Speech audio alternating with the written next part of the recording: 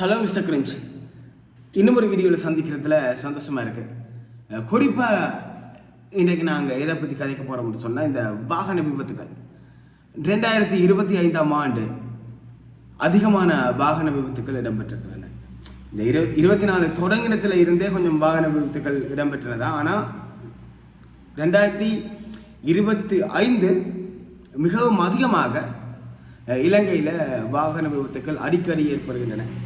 அது சம்பந்தமான கருத்துக்கள் என்னவாக இருக்கின்றா, ஏன் இவ்வாறான பிரச்சனைகள் வருகிறது என்று சொல்லி ஒரு கேள்வி ஒன்று இருந்தது. குறிப்பாகவே மக்கள் எல்லாருக்குமே ஒரு உள்ளார மனதார ஒவ்வொருத்தரும் தோன்றது, இந்த கொரோனாவுக்கு பிறகு எல்லாமே மாறி போட்டு என்று சொல்லிக்கிறோம். எங்களுக்கு இந்த கொரோனா லாக்டவுன் என்று சொல்லி குறிப்பிட்ட காலகட்டங்களை போட்டு உலுக்கிச்சு, அதுக்கு பிறகு கூடுதலாக எல்லாமே மாறிட்டுன்னு சொல்லிக்கிறோம். அதை தாண்டி இந்த வாகன விபத்துகள் வரைக்கும் இந்த வருஷம் இப்படி இருக்கு. 2025 தொடங்கினத்துல இருந்து இப்போ மட்டும் இப்படியே தானே போய்கொண்டிருக்கு. இதுக்கு என்ன முடிவு?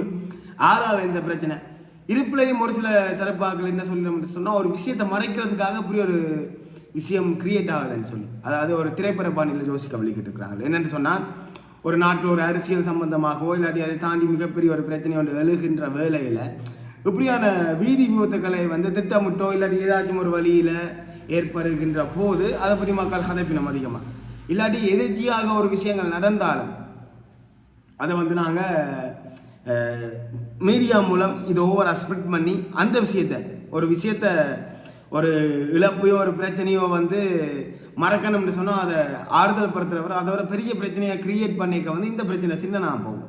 அதை மாதிரி இருக்குன்னு சொல்லி ஒரு சில நெட்டிசன்கள் தகவல்கள் குறிப்பிட்டிருந்தார்கள்.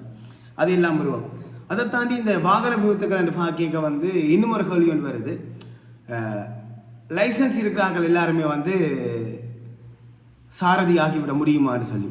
உண்மையாகவே இது அருமையான ஒரு கேள்வி. என்னை பொறுத்த மட்டும் லைசன்ஸ் இருக்கிறவங்க எல்லாம் சாரதி என்று சொல்ல முடியாது.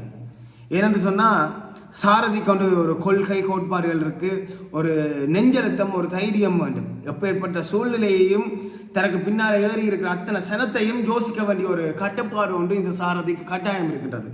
ஆனால் இப்போ வேலைகள் பார்த்தா முந்தி என்கிற ஒரு காலகட்டங்களில் பார்க்க சிடி டிரைவர் என்று சொன்னால் ஒரு கட்டுக்கோப்பான உடலை தாண்டி ஒரு பொறுப்புணர்ச்சி என்ற மாதிரி ஒரு பார்வை ஒன்று வந்தது.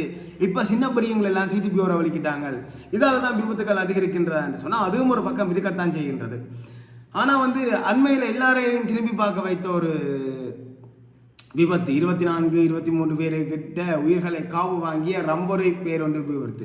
கதிர்காமம் குருநாகல் வழியாக அந்த பேர் விபத்து. கிட்டத்தட்ட பெரிய ஒரு பாலத்துக்குள்ள 13-14 தடவைக்கு மேலே சுழண்டு அடித்து விழுந்து 23 உயிர்களை காவு வாங்கியது. அது மட்டும் இல்லாமல் அந்நியர் தினத்துக்கு குறிப்பிட்ட 2 நாளைக்கு முன்னம் ஒரு தாய் அந்த பிள்ளையை கடைசி மூச்சு இருக்கிற மட்டும் காப்பாற்றி எவ்வளோ கஷ்டப்பட்டான்னு சொல்லி எல்லாரையும் திரும்பி பார்க்க வைத்த விபத்து அந்த ரம்புர துயரம்.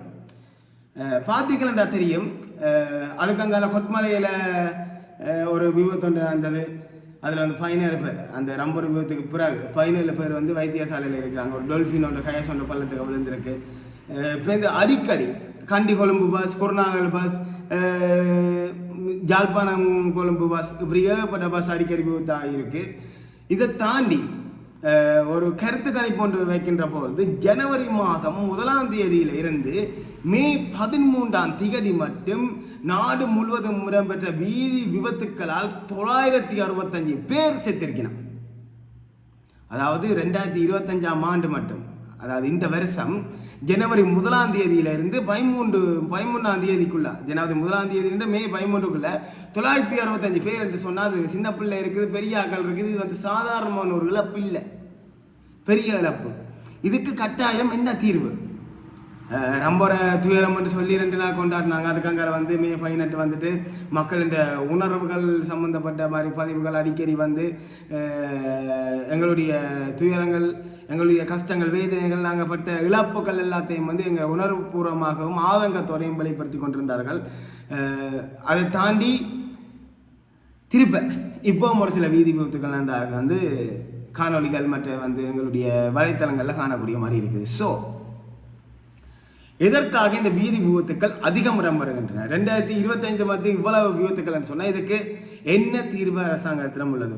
நீங்கள் சொன்ன மாதிரி பார்க்கும்போது இது ஒரு திட்டமிட்டு நடக்கிறதான்னு பார்த்தா எல்லாமே திட்டமிட்டு நடக்கிறதான்னு சொன்னால் இது ஒரு கோ இன்சிடென்ஸாகவும் இருக்கலாம், எதேச்சியாக நடக்கிறதாகவும் இருக்கலாம். ஆனால் எதேச்சியாக நடந்தோ இல்லையோ வேக கட்டுப்பாடு அதிகமாக வந்து பார்க்கப்படுகிறது. இந்த வருஷத்துல தான் வந்து சாரதிகளுக்கு அதிக கட்டுப்பாடுகள் விதிக்கப்பட்டது. ஏன் வாகனங்களுக்கு என்னென்ன பூட்டக்கூடாதுன்னு சொல்லியும் வந்து அது கலெக்டாலும் இதை கலெக்டக்கூடாது ஏற்பட்டது. ஆனாலும் அதிகமான வீதி விபத்துகள் இந்த வருஷத்தில் இடம்பெறுகின்றன. இது சம்பந்தமான உங்களுடைய கருத்து என்ன? இதுக்குரிய தீர்வு கிடைக்குமா? இல்லாட்டி வந்து வேலை வழங்குத ஓட்டுநர்கள் வேலை வழங்க வந்து ஒரு வேலை சின்ன பிரியங்களுக்கு குறைவான சம்பளத்திலையோ இல்லாட்டி யாருண்டாலும் வேலைக்கு வரலாம் என்று இருக்கிறதா ஒரு பிரச்சனையா?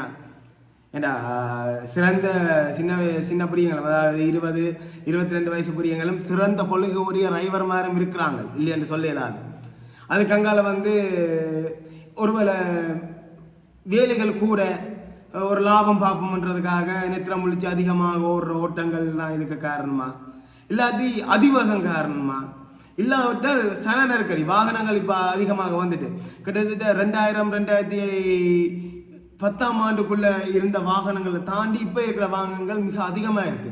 அதுக்குரிய வாகனங்களுக்குரிய ரோட்டமைப்பு இங்கே இல்லையா? இதெல்லாம் பெரிய கேள்வியாக இருக்கு. எனக்குள்ள இத்தனை கேள்வி இருந்த மாதிரி உங்களுக்குள்ள என்ன கேள்வி இருக்கு, என்ன பதில் இருக்கு என்று உங்களுடைய கருத்துக்களை மிஸ்டர் கிரீன் யூடியூப் சேனலில் மறக்காமல் பதிவு செய்யுங்க. இன்னும் ஒரு வீடியோவில் சந்திக்கலாம். பாய்.